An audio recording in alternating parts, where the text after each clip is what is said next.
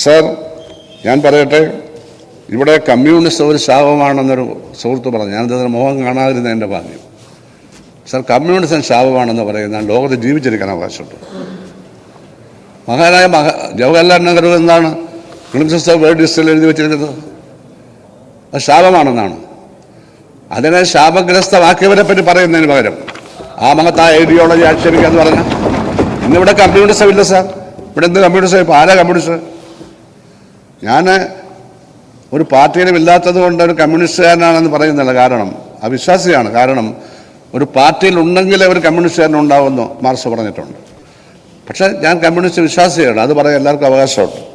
അതൊരിക്കലും കാലാഹരണപ്പെട്ടതല്ല. അത് കൊണ്ടു നടക്കാനും നടപ്പാക്കാനും ഉള്ളവരാരും ഇപ്പം ഇല്ല.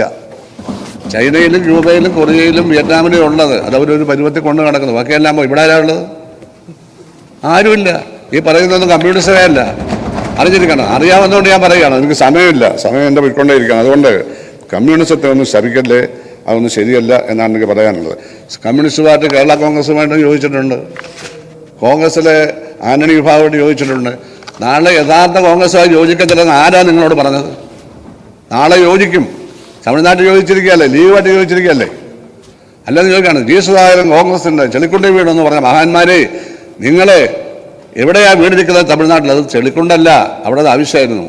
രാജസ്ഥാനിൽ ഒരു പാർലമെന്റ് സീറ്റ് കിട്ടിയത് കോൺഗ്രസിൻ്റെ പിന്തുണയുണ്ടല്ലേ? CPM-ന്റെ സ്വന്തം പിന്തുണയിൽ ഒരേ ഒരു സീറ്റല്ലേ കിട്ടിയത്? ഇതൊക്കെ ഓർക്കണം. നമ്മളെല്ലാം ഓർക്കണം നമ്മുടെ പ്രസ്ഥാനം എന്തുകൊണ്ട് ഇങ്ങനെ ആയിരുന്നു. 62 സീറ്റുണ്ടായിരുന്ന പാർലമെന്റിൽ ഇടതുപക്ഷം 4-6 seat, 2 seat CPI, 4 seat CPIM, 5 seat കേരളത്തിന് വെളി. ഇതെല്ലാം പരിശോധിക്കണം.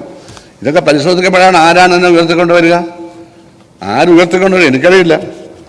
ഉയർത്തിക്കൊണ്ട് വന്ന ലക്ഷണം കാണിക്കേണ്ട ഇങ്ങനെയല്ലെന്ന് മാത്രമേ ഞാൻ പറയുന്നുള്ളൂ. ഞാൻ ഈ പ്രസ്ഥാനത്തിനെതിരായിട്ട് സംസാരിക്കത്തേയില്ല. പക്ഷേ പ്രസ്ഥാനത്തിൻ്റെ ആളുകളാണെന്ന് പറഞ്ഞ് നടക്കുന്ന ആളുകൾ എൻ്റെ അച്ഛനെ വിളിക്കുകയാണ് എല്ലാ ദിവസവും രാവിലെ അവിടെ. സത്യം പറയുകയാണ്. സ്റ്റേറ്റ് കമ്മിറ്റി മെമ്പറായ ചന്ദനബാബു സ്റ്റേറ്റ് കമ്മിറ്റി മെമ്പറാണ്. എൻ്റെ അച്ഛനെ വിളിക്കുകയാണ്. ഞാൻ അയാളുടെ അച്ഛനെ കാണാത്തത് കൊണ്ട് എനിക്കൊന്നും പറയാൻ പറ്റത്തില്ല. അത്ര എനിക്ക് പറയാം. ഇതൊക്കെ ശരിയാണ് സാർ.